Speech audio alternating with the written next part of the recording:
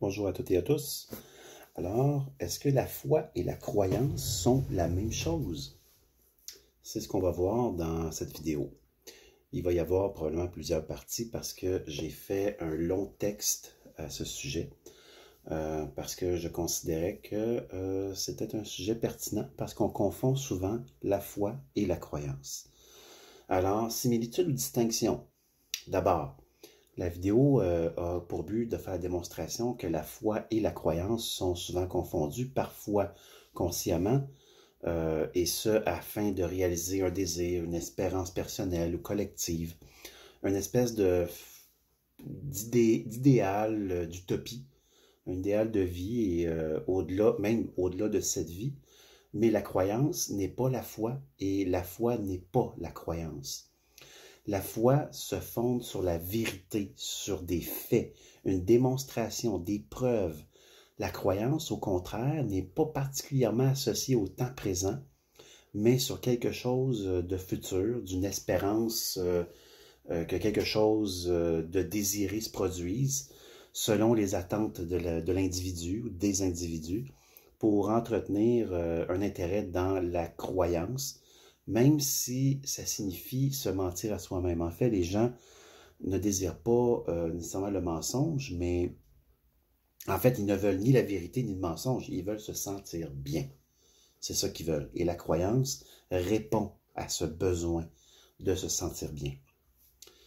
Encore une fois, l'exercice est effectué sur un thème primordial, soit la croyance en des prophéties futures, parce que c'est toujours dans une optique eschatologique que je mets en parallèle, c'est-à-dire le prétérisme constant versus le dispensationalisme, qui sont deux oppositions dans ce qu'on peut appeler l'eschatologie.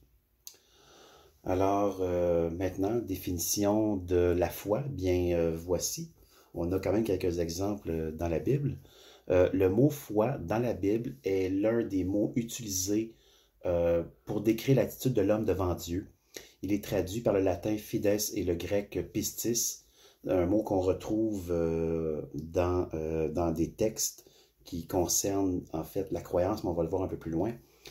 Donc, qui ont le sens premier de confiance et ne sont pas des mots du vocabulaire religieux, ni même du vocabulaire de la croyance. Pour beaucoup, la foi va se définir par une confiance en Dieu, de ce qu'il va faire. Donc, c'est souvent quelque chose qui est plus loin, au futur.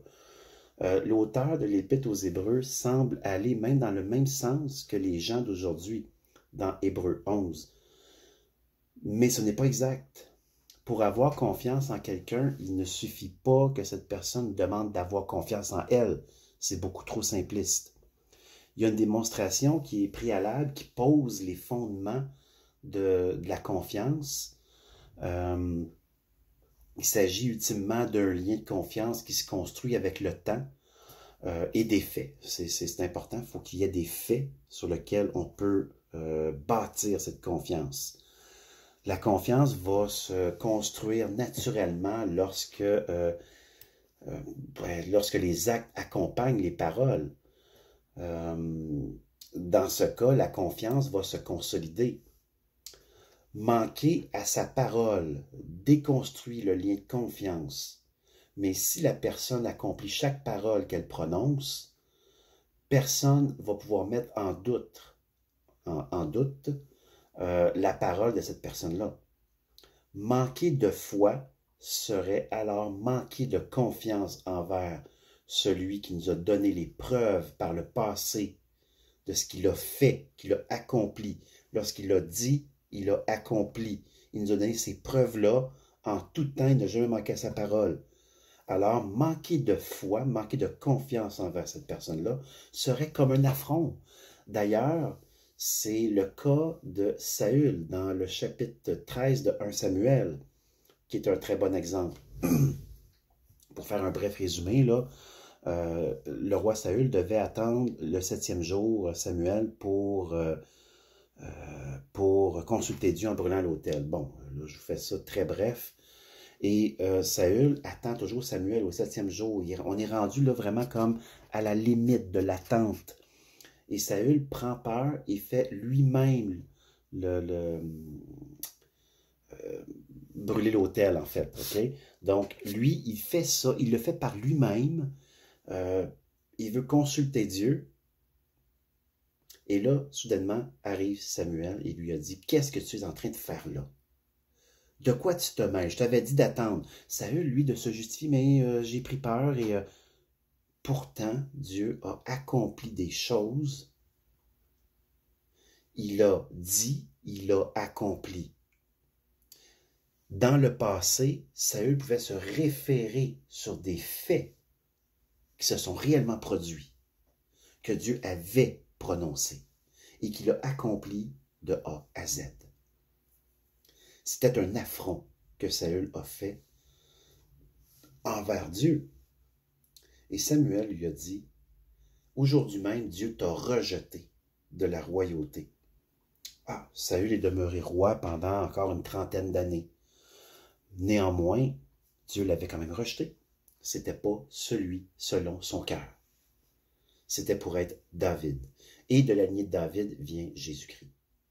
Donc, ce n'est pas Saül qui va porter la paternité de la lignée messianique, mais ça sera David. Là, je fais ça très bref, puis j'essaie de vulgariser pour ne pas entrer dans des termes ou des concepts qui peuvent vous paraître abstraits. Donc, j'essaie là, de réduire, de mettre des mots sur les choses. La foi n'est donc pas aveugle, elle n'est pas émotionnelle, elle n'est pas aléatoire. La foi est semblable à un projet de construction qui va arriver à terme en posant évidemment les fondations nécessaires. Donc, ça prend des faits, ça prend des preuves. Sans preuve, ce n'est pas de la foi, c'est de la croyance. Ainsi, Dieu ne fait pas que parler, il accomplit toute parole qu'il a prononcée. Dans la prochaine vidéo, je vais faire la définition de la croyance. C'était tout est accompli. Je vous remercie, à bientôt.